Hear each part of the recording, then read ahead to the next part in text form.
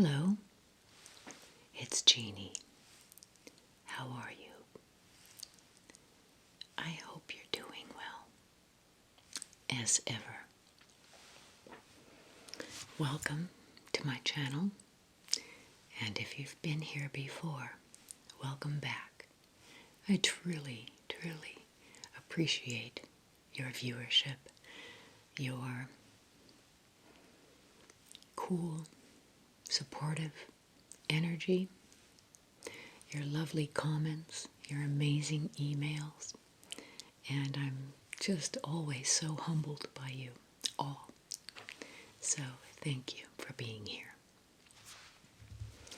Kind of back by popular demand is a part 2 of some of my favorite books. And as with the last video I did on this, I will probably finish and think about 10 or 15 or 30 more. So, but then I'll just do another video. Anyway, in going through my library, I packed up many of them and put them into book boxes and have them stored in the attic. A lot of that was done to kind of make room for some things of my mom's as we moved her here. But also because I'm a book hoarder and I can't get rid of them. And, that's how I grew up and, that's how I am. So I think I've done a good job in clearing the books, at least out of sight. So one little thing about our attic, it's a nice big attic above the garage, and our garage has very high ceilings, and a finished ceiling. And so we have not only the fold-out staircase, but we have what's called a versalift, and it's an elevator that you can, it's wired. It comes down and you can put lots of boxes on it, and it takes everything up, and you can be up there just offloading. And the reason we got this is because I didn't want my husband going up and down stairs, steep stairs to the attic and with a box and falling and getting hurt. So it's a great appliance, I guess. It's a great tool for getting things up and down out of your attic.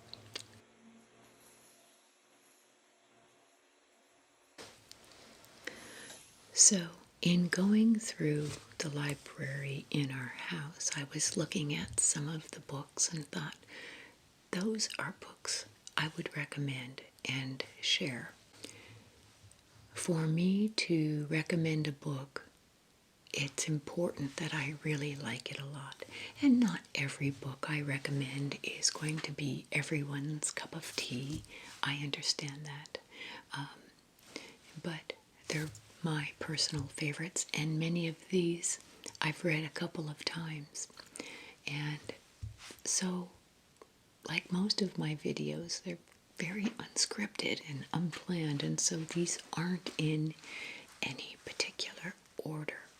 So I'm just going to take them right off the top and show you part 2 of my favorite books.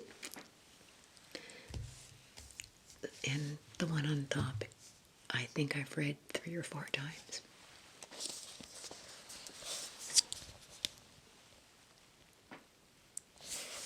It's The Prophet by Khalil Gibran. And he was an author born, I believe, in Lebanon. And he's an artist. Let's see, what does this say about him? Yeah, poet, philosopher, artist, and author. This is him. And this is such a beautiful, stirring book. And I'll read something to you from it that I just thought was so beautiful. The print is big enough that I think if I hold it away, I can get by without my glasses. But I'll squint. No. No. Can't do it.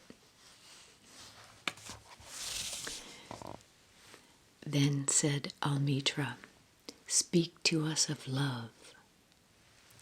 And he raised his head and looked upon the people, and there fell a stillness upon them.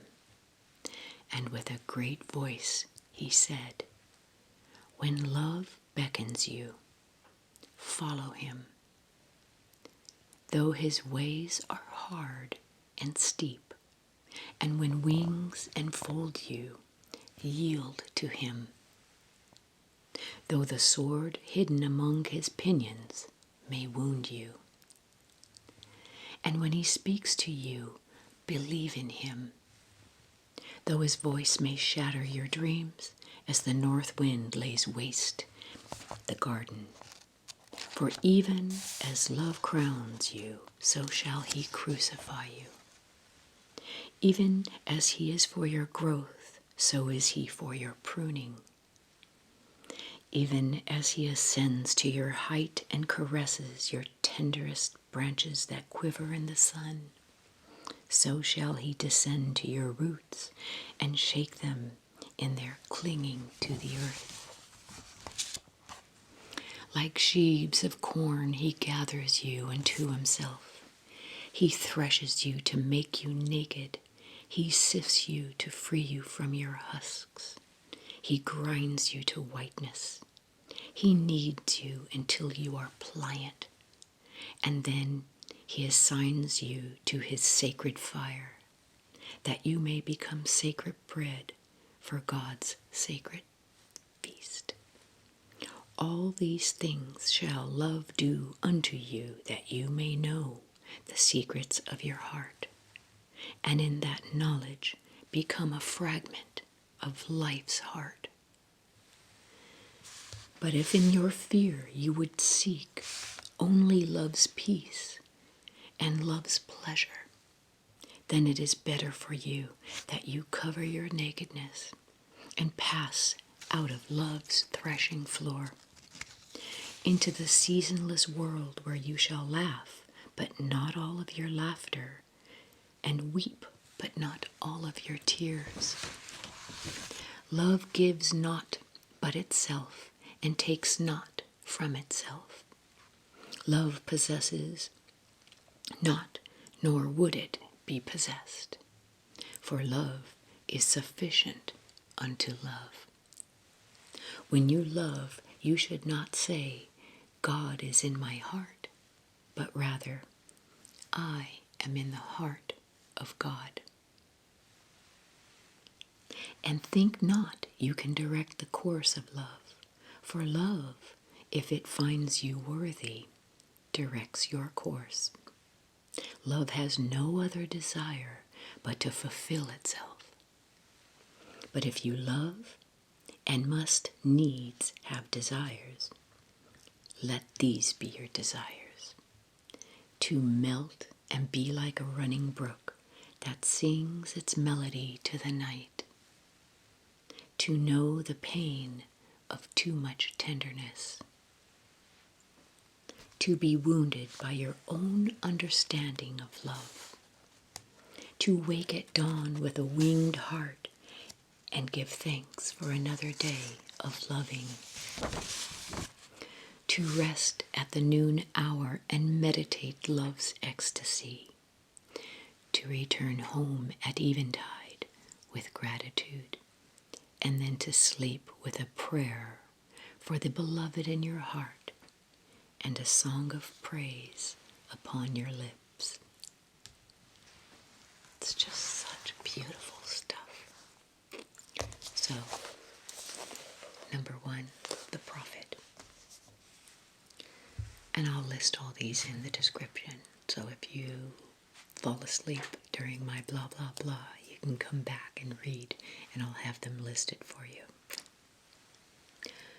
Okay, the first time I ever read Dr. Wayne Dyer was probably in the late 70s, Your Erroneous Zones, and that was a mind-blowing book. And this is a great one.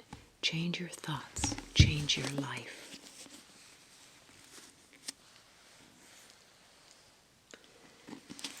And as you know from many of my other videos, I'm a big proponent of directing your thoughts, controlling your thoughts, harnessing them, making them better, and therefore creating new pathways for yourself, better pathways, not rerunning the old, painful, recordings of your life, but focusing on new and better thoughts. It's an exercise. It's like lifting weights and learning to, train a muscle. Your mind is a muscle as well. So, this is Change Your Thoughts, Change Your Life, and Living the Wisdom of the Tao. So he passed away, I think, a couple years ago, but any book by Dr. Wayne Dyer is just fantastic. Kind of along that same theme of self-help and getting your life together is Stephen Covey's The 7 Habits of Highly Effective People. Now, I have always been a pretty busy person with a lot of plates in the air. So for me, having a planner and being organized has been crucial to my effectiveness. Obviously, he takes it to a whole other level. And I'm always looking for little hints and tips of things I can do better. But I kind of found my groove with the help of things like this. I still have a long way to go, but with a large family, being PTA president, kids in every grade, and homeroom mom, and a traveling husband, and all this, it's trying to stay organized has always been an important part of my life. And I fall short, just so you know. So, Stephen Covey's 7 Habits of Highly Effective People. Okay, this is a fantastic one that I've read maybe 3 or 4 times. Let me know if you've read this too. Paulo Coelho's The Alchemist. He is Brazilian born, I believe. I think he's born in the 40s. And this book is about a boy's journey and who he meets along the way to help him fulfill his quest. Seemingly simple, but beautifully written and a powerful, powerful message. So, Paulo Coelho.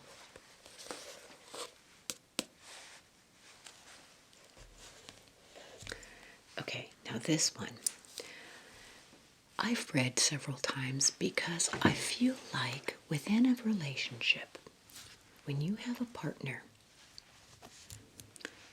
we evolve, we change, we grow, we digress, we go through things, right? I mean, it's not just peaceful waters, happily ever after, forever, no challenges. And what I found is, in reading this book, The 5 Love Languages by Gary Chapman, what I've learned, and it's not that you have to be going through a problem, but it helps you understand what you need and what your partner needs and what language they're speaking in terms of love. There's the oral, I love you. But some people show that in other ways. For instance, acts of service, doing something, mowing the lawn, cleaning up the house, picking up things like that. An act of service says, I love you. And for others, it might be gifts, something I give to you. That is my way of saying I love you. Or it might be the words, the actual words. It might be time, somebody spending time with you. Now, if you don't understand the language someone is using to say I love you because you're speaking a different language, you may think you aren't loved or they're not showing love to you. And so this book is really good at helping you understand and discover not only how you speak, what your language is, but what your partner's is, and learning to communicate in effective ways and understand what the message is. So, and it doesn't have to be because you're in a problem situation. It's good for anybody to understand. So, I highly recommend this. And like I said, I think we change because there are little quizzes in here. Actually, it's a big quiz.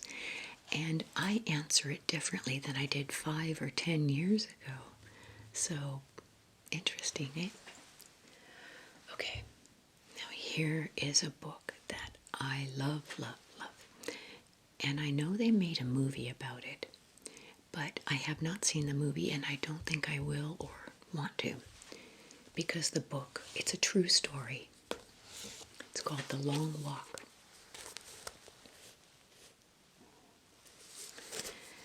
It's the true story of a trek to freedom, not only by the author, but 5 or 6 others that go with him from a camp, torture camp in Siberia. And he crosses China, the Gobi Desert, the Himalayas, the Tibet.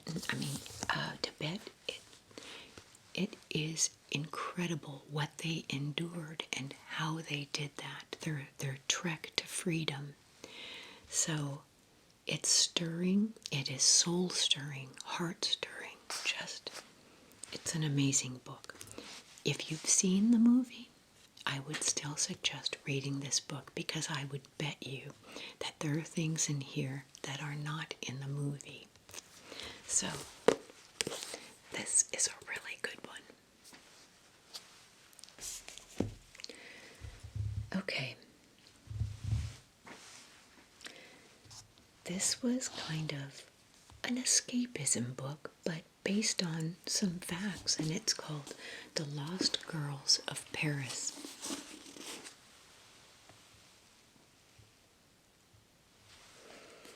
And by Pam Jenoff. And it's really about how these women worked kind of hidden behind the scenes to help with the war effort. And it was based on some facts and a really good tale. So I think I took this on a trip, on a vacation. I really, really enjoyed it. So I saw it and I grabbed it. Now this one is written by a neurosurgeon. And again, I heard they made a movie of this, which I have not seen. It's Proof of Heaven.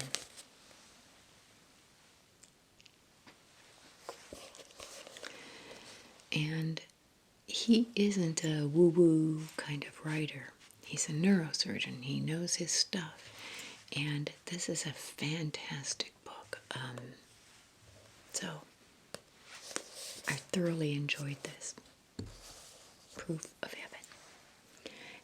And in the same vein,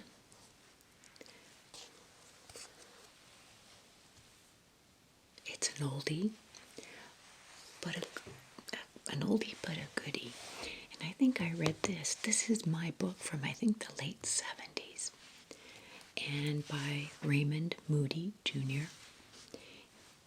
And just different stories of people with death experiences. And they're pretty powerful tales and stories of when they were resuscitated. And the common theme. So I highly recommend this too. Now, when we went to Russia several years ago, as I often do, I read books about a place that I've never been to. I'd like to learn more about the history of it. We went to Riga, Latvia, Estonia, and Helsinki, Finland. And so I really wanted to learn more about that area because I really, quite frankly, was ignorant. So I picked up a couple of books about some of those areas. One of them by Kristin Hanna,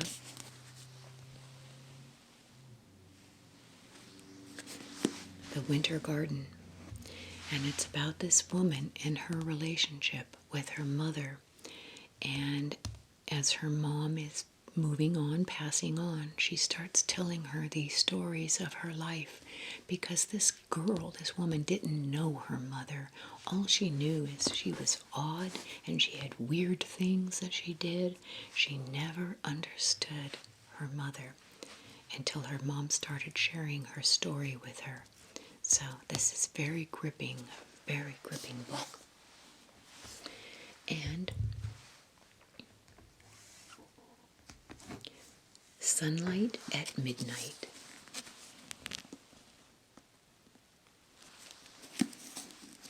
All about kind of the creation, the birth of St. Petersburg, and its whole political history, the political landscape, the physical landscape, why it was built the way it was built. So this was a really great read, even if you're not going to be visiting Russia. It's a beautiful city. You just feel the richness of not only in the architecture and the churches, but in the people, in the food, in the varieties of food. And I would love to go back. So someday that is my goal, to go back and discover more of Russia. The people are beautiful people.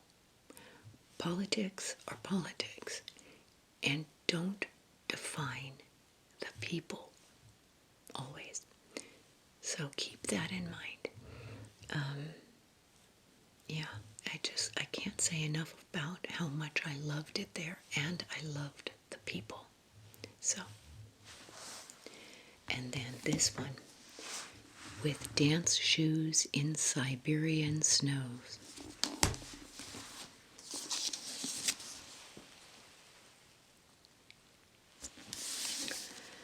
And this is about, here, I'll read this to you.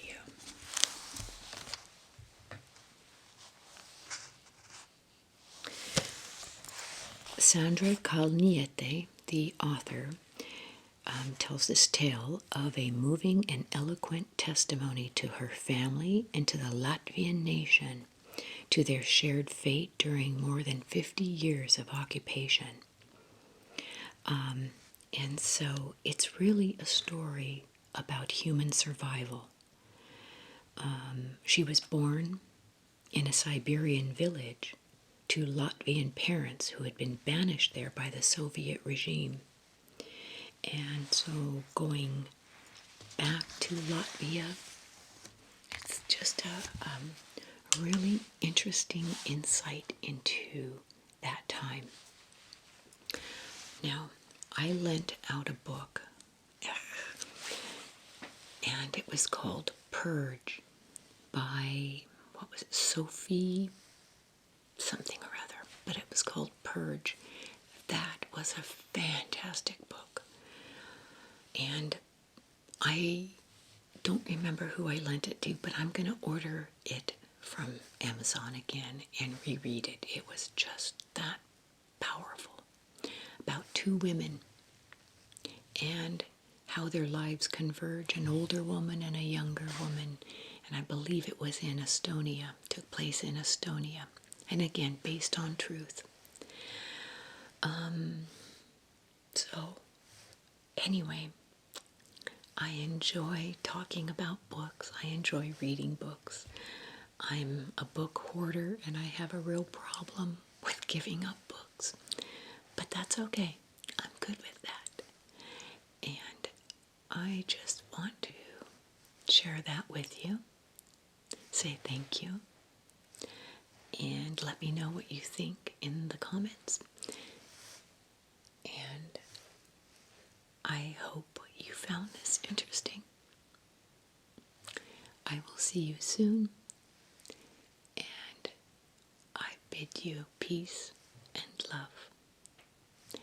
Goodbye for now.